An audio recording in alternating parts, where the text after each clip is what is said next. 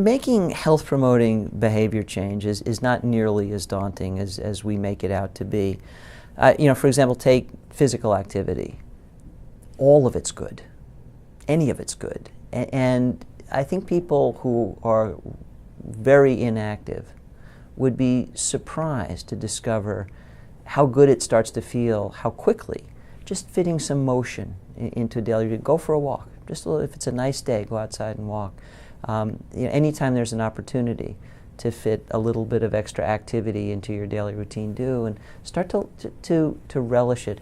And don't think of it as an, oh, woe is me, I've got to exercise. Think of it as, because not all of us have this privilege, my body parts work. I've got working legs. It's amazing to me that we live in a culture that we need to count steps. We need pedometers and such. And it's a good thing. It's fine. Tracking is all good. As opposed to counting our blessings. I think most of us who've got a pair of legs working just fine kind of have a wince of feeling badly if you see someone in a wheelchair and you hope it's not permanent and that they'll be able to get up. And sometimes it is permanent and we think that's too bad. And of course, there are ways of getting past that disability, but most of us are glad we don't have it. What if I said, I'll pay you to give up the use of your legs for the rest of your life? What would I have to pay for that? There's probably no price. It's priceless. Vitality, the ability to dance and jump and run, it's priceless to all of us. And yet we all willingly squander it by being sedentary and getting so out of shape we don't use our native vitality. So I think we can fit motion into our days, and I think we can count our blessings that we're able to do it. And then it takes on a life of its own. A little bit more leads to a little bit more. You feel a bit better. In terms of diet, it's a more complex array of choices, but I have one simple tip for people. Be the one who decides. I don't know anybody who will see clothing lying around randomly and just put it on. Or routinely is inclined to reach into somebody else's handbag and use their cologne or perfume or their hairbrush or whatever it might be. We're all particular about, these are my clothes, this is my shampoo, this is my perfume, those kinds of things. We care. But almost everybody I know is on the seafood diet. I see food anywhere, anytime, and I eat it.